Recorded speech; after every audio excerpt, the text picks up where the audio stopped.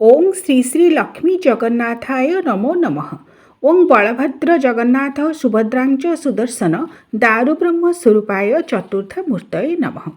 जय जगन्नाथ दर्शक बंधु, जो भगवान जगन्नाथ को आपण मैंने देखुं ताहा ओडिशा राजभवन अर्थात गवर्नर हाउस गार्डन मध्य सुंदर मंदिरटी रही।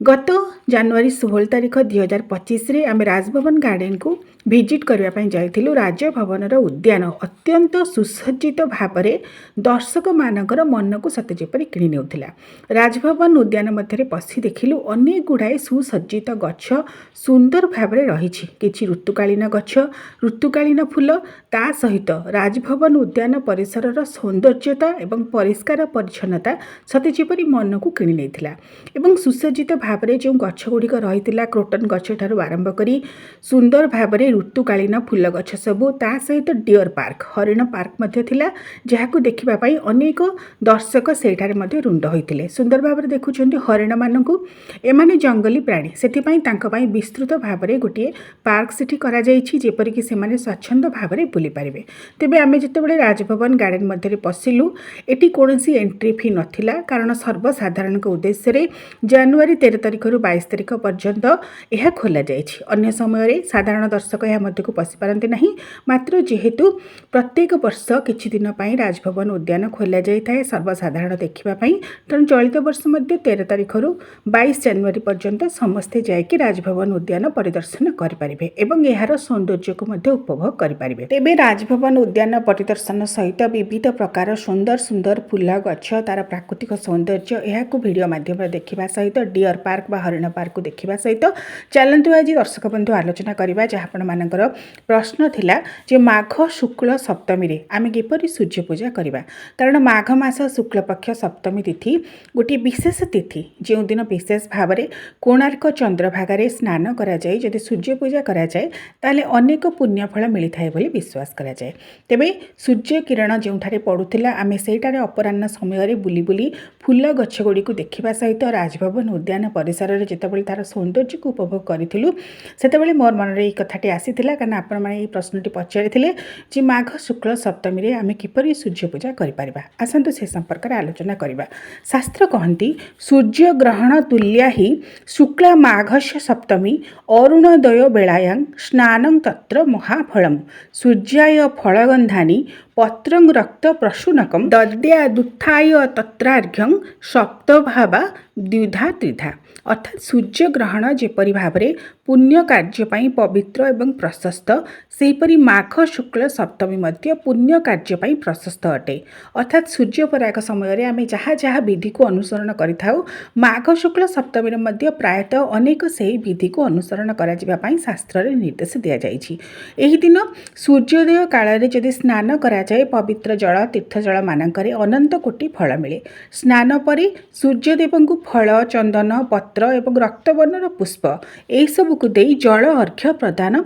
कराजिबार विधि रही। शास्त्र रे मध्य वर्णना करा जायछि, स्वयं वेदपति ब्रह्मा मुनि मानकु कहिसेंति भारतवर्ष मध्य दक्षिण महोदधी कूଳରେ ओड्र देश बा ओडिशा बोली गोटे देश अछि, जहाँ परम मोक्षदायक अटे। एही क्षेत्र विरजा मंडल महोदधी पर्यंत परिव्याप्त एवं एही क्षेत्र रे पुण्यशील गुणवान लोक माने बास करती। सेठारे बसवास करुवा ब्राह्मण माने वेदविद्या निपुण एवं सदा सर्वदा तपस्या रत थांती, सेथिपई सेमाने समस्तଙ୍କର पूज्य अटंती। एवं सही क्षेत्र ब्राह्मण माने श्राद्ध, दान, विवाह, यज्ञ, आचार्य कार्य षट कर्म को अनुसरण करती, अर्थात यजन, जाजन, अध्ययन, अध्यापन, दान और प्रतिग्रह, यह हेउछि षट कर्म। एवं सही माध्यम ही वेद, इतिहास, पुराण सर्वशास्त्र रे निपुण होई सेमाने सदा सर्वदा समाजर कल्याण निमित्त परब्रह्म परमात्मा को तपस्या करथांती। आहुरी मध्य वेदपति ब्रह्मा मुनि मानकु कहउछंती, सेही उत्कल देश रे कोणार्क क्षेत्र रे सूर्य कोणार्क द्वितीय नाम रे प्रसिद्ध, जहाँ को दर्शन कले मर्त्यवासी माने सर्व पापरु मुक्त हुअंती। यह शुणी मुनि माने कहले, हे ब्रह्मन, सूर्यंगर से क्षेत्र विषय रे आम जानिबा पई आम मानक मन रे कौतूहल अछि, आमको दयाकरी से विषय कहतु। दर्शक बंधु आपण मैंने राजभवन उद्यान परिसर सुंदरता को उपभोग करुँच वीडियो माध्यम तार सौंदर्य को उपभोग करने सहित वर्तमान शुणु से पवित्र क्षेत्र उड्र देश उत्कल मध्य कोणार्क क्षेत्र से क्षेत्र में सूर्यदेव जो प्रथम दर्शन देते सांब को से क्षेत्र महिमा संपर्क में ब्रह्मा कौन कहते ना ब्रह्मा कहले दक्षिण समुद्र तीर में पवित्र मनोहर सर्वगुणान्वित बालुकामय गोटे प्रांतर अच्छी जोठी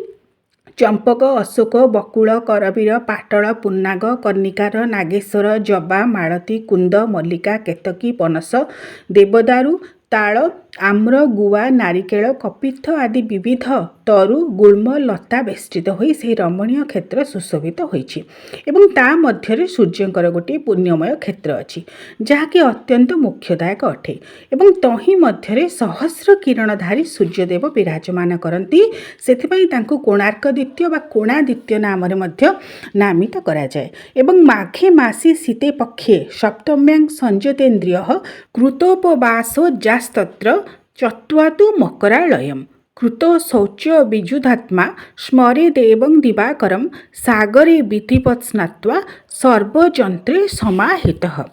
अर्थात माघ शुक्ल सप्तमी पवित्रतम ही दिन में इंद्रिय संयम पूर्वक उपवास करी दिवाकर से सूर्य नारायण को स्मरण करी कोणार्क चंद्रभागारे स्नान करी देव यक्ष ऋषि मनुष्य पितृपुरुष एमानक उद्देश्य तर्पण करी शुद्ध वस्त्र पिंधि आचमन पूर्वक महोदधि तीर रे पूर्वमुख होई उपवेशन करी रक्त चंदन द्वारा अष्टदल पद्म लेखि तिल तंडुल जल रक्तचंदन रक्तपुष्प एसबू को गोटे ताम्र पात्र रे रखी ताम्र पात्र जदि नथिबो ताहले पत्र निर्मित पात्र रे मध्य ताहाकु रखा जाई परिबो एवं ताहा उपरे खंडिए पत्र घोड़ाई करन्यास अंगन्यास एसबू को करी निजको सूर्यदेवंकर स्वरूप भाव रे ध्यान करी आकाशरु सूर्य को आवाहन करी पद्म मध्यरे स्थापन पूर्वक सूर्य मुद्रा देखाई आसन शुद्धि करी सूर्यदेव को ध्यान करा जाए। यह हेउटी शास्त्रोक्त विधि माघ शुक्ल सप्तमी जहाँ स्वयं ब्रह्मा ऋषि मानक कहते तेबे साधारण लोक ए सबु शास्त्रोक्त विधि को अनुसरण करने बेले बेले कष्टकर हो पड़े से आपण मैंने जदि माघ शुक्ल सप्तमी रे सूर्य पूजा करने को चाहूँगी तेबे कोणार्क चंद्रभागारे जदि स्नान करने को चाहिए करें कारण ताहा अत्यंत मुख्यदायक बोली विश्वास करा जाए नचेत घरे मध्य जल किछि गंगा जल मिसाई आपण माने स्नान करेंगे ब्रह्म मुहूर्त तापर सूर्यदेव उद्देश्य जल अर्घ्य प्रदान करेंगे पूर्व दिग को मुह करी 3 बार बा 7 बार यही भाव में सूर्यदेव को जल अर्घ्य प्रदान करेंगे गोटे तंबा लोटा अभाव में पित्तल लोटारे किछि जल गंगा जल कुश अक्षत बा अरुआ चाउल ता सहित किछि लाल वर्णर पुष्प यह सब को देई सूर्यदेव उद्देश्य 7 बार बा 3 बार जल अर्घ्य प्रदान करेंगे पूर्व को चाहि अर्थात पूर्व दिग को मुख करी एवं तापरे सूर्यदेव उद्देश्य जदि विशेष भाव में आपण मैंने पूजा करने को चाहूँगी बाहर जो सूर्यकिरण पड़ुथिबो सेठारे ही सूर्यदेव उद्देश्य पूर्णकुंभ कलश बसाई सूर्यमंडल काटी आपण मैंने चाहिए ब्राह्मण को डाकी जो मैंने कर्तव्यनिष्ठ एकाग्रनिष्ठ ब्राह्मण तांको डाकी आपण मैंने पूजा करें नचेत निज घरे जी पुरुष लोक अच्छा मध्यम सूर्य पूजा करें एवं सूर्य पूजा करें पुरुष स्त्री उभय क्षेत्र में क्या क्षेत्र में बारण ना आपण मैंने जदि चाहिए श्लोक उच्चारण करी मंत्र उच्चारण करी मध्य सूर्यदेव उद्देश्य पूजा करें पंचोपचार विधि गंध पुष्प धूप दीप नैवेद्य दे पूर्णकुंभ कलश बसाइबे पूर्णकुंभ कलश चंदन देवे गंध जहाँ कहती तापर पुष्प देवे एवं ता सहित पंचोपचार विधिर जहाँ जहाँ विधि रही अनुसरण करेंगे पूर्ववर्ती वीडियो मानक पंचोपचार विधि संपर्क में आपको तेणु माघ शुक्ल सप्तमी प्रथमतः सूर्यदेव को जल अर्घ्य दान द्वितीयतः हेउची सूर्यमंडल काटी सूर्यदेव उद्देश्य घर बाहर पूजा करेंगे जोठारे प्रत्यक्ष भाव में सूर्यकिरण पड़ुथिबो शास्त्र कहती इंद्रिय संयम पूर्वक सूर्यदेव को ब्राह्मण क्षत्रिय वैश्य शूद्र अथवा स्त्री जो माने भी अर्घ्य दियंती तांकर समस्त अभीष्ट सिद्धि होता है एवं सेमाने मध्य उत्कृष्ट गति लाभ करती से सूर्यदेव को अर्घ्य न देवा पर्यंत विष्णु पूजा शिव पूजा बा दुर्गा पूजा मध्य न କରିବା ପାଇଁ ଶାସ୍ତ୍ର ନିର୍ଦ୍ଦେଶ ଦେଇଛନ୍ତି। କାରଣ ସୂର୍ଯ୍ୟଦେବଙ୍କୁ ବ୍ରହ୍ମା ବିଷ୍ଣୁ ମହେଶ୍ୱରଙ୍କର ସ୍ୱରୂପ ବୋଲି କୁହାଯାଏ। ଉଦୟୀ ବ୍ରହ୍ମଣୀ ରୂପଂ ମଧ୍ୟାହ୍ନେ ତ୍ୱଂ ମହେଶ୍ୱରଂ ଅସ୍ତମାନେ ସ୍ୱୟଂ ବିଷ୍ଣୁ ତ୍ରିମୂର୍ତ୍ତି ଚ ଦିବାକର। ସେଥିପାଇଁ ପ୍ରତିଦିନ ମଧ୍ୟ ଆମେ ସୂର୍ଯ୍ୟଦେବଙ୍କର ପୂଜା କରିଥାଉ, ତାପରେ ଠାକୁର ପୂଜା କରିଥାଉ। ତେଣୁ ମାଘ ଶୁକ୍ଳ ସପ୍ତମୀ ଦିନ ନିଜକୁ ପବିତ୍ର କରି ଶୁଦ୍ଧ ଭାବରେ ଯେଉଁମାନେ ଶୁଦ୍ଧ ମନରେ ଶୁଦ୍ଧ ଉଦୟରେ ସୂର୍ଯ୍ୟଦେବଙ୍କୁ ପୂଜା କରିଥାନ୍ତି, ଅର୍ଘ୍ୟ ଦିଅନ୍ତି, ସମସ୍ତ ପ୍ରକାର ଇପ୍ସିତ ଫଳ ପାଇଥାନ୍ତି ବୋଲି ବିଶ୍ୱାସ କରାଯାଏ।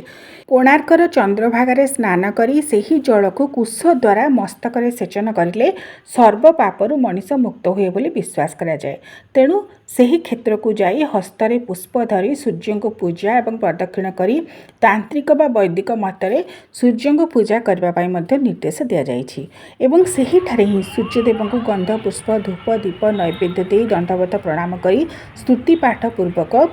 ସେହି ସହସ୍ର କିରଣଧାରୀ ସୂର୍ଯ୍ୟଙ୍କୁ ପୂଜା କଲେ ମନୁଷ୍ୟ 10 ଗୋଟି ଅଶ୍ୱମେଧର ଫଳ ପାଏ ବୋଲି ବିଶ୍ୱାସ କରାଯାଏ ଏବଂ ସମସ୍ତ ପାପରୁ ମୁକ୍ତ ହୋଇ ସୂର୍ଯ୍ୟ ଲୋକକୁ ଗମନ କରେ। ନିଜଠାରୁ ଉପର ସପ୍ତପୁରୁଷ ଏବଂ ତଳ ସପ୍ତପୁରୁଷ ଉଦ୍ଧାର ପାଇଯାଆନ୍ତି ସୂର୍ଯ୍ୟଙ୍କର ତେଜିଆନ କିରଣ ପାଇ। ସେଥିପାଇଁ ମାଘ ଶୁକ୍ଳ ସପ୍ତମୀରେ ବିଶେଷ ଭାବରେ ସୂର୍ଯ୍ୟ ପୂଜା କରାଯାଏ, ସୂର୍ଯ୍ୟଦେବଙ୍କୁ ଜଳ ଅର୍ଘ୍ୟ ପ୍ରଦାନ କରାଯାଏ। ଆପଣମାନେ ଯଦି କୋଣାର୍କ ଚନ୍ଦ୍ରଭାଗା ଯାଇପାରୁନାହାନ୍ତି, ତେବେ ଘରେ ଯେଉଁ ବିଧି ଅନୁସାରେ ସୂର୍ଯ୍ୟ ପୂଜା କରିବା ପାଇଁ ମୁଁ କହିଲି, ସେହି ଅନୁସାରେ ମଧ୍ୟ ଶ୍ରଦ୍ଧାରେ ଭକ୍ତିରେ ଭାବରେ ଆନ୍ତରିକ ଭାବ ସହିତ ସମର୍ପଣ ଭାବରେ ସୂର୍ଯ୍ୟ ଦେବତାଙ୍କୁ ପୂଜା କରିପାରିବେ ମାଘ ଶୁକ୍ଳ ସପ୍ତମୀ ଦିନ। ତେବେ ରାଜଭବନ ଉଦ୍ୟାନ ପରିଦର୍ଶନ କରିବା ସହିତ ଧୀରେ ଧୀରେ ସନ୍ଧ୍ୟା ହୋଇ ଆସୁଥିଲା। ତେଣୁ ଆମେମାନେ ମଧ୍ୟ ରାଜଭବନରୁ ଫେରି ଆସିଲୁ, କାରଣ 5ଟା ପର୍ଯ୍ୟନ୍ତ ସମୟ ନିର୍ଘଣ୍ଟ ଥିଲା, 2:30ରୁ 5ଟା ପର୍ଯ୍ୟନ୍ତ। ଏବଂ ସେହି ସମୟ ମଧ୍ୟରେ ରାଜଭବନ ଉଦ୍ୟାନ ପରିଦର୍ଶନ କରିବା ଭିତରେ ଗୋଟିଏ କଥା ମନକୁ ଆସିଲା ଯେ ସାଧାରଣତଃ ପ୍ରକୃତି ମଣିଷକୁ ଶୃଙ୍ଖଳିତ ହେବା ଶିଖାଏ ଏବଂ ମଣିଷକୁ ଗଢ଼ି ତୋଳେ। ତେଣୁ ଯୁଗେ ଯୁଗେ ମନୁଷ୍ୟ ପ୍ରକୃତିର ହିଁ ଉପାସନା କରିଆସିଛି। ଆପଣମାନଙ୍କୁ ଅନେକ ଅନେକ ଶୁଭେଚ୍ଛା।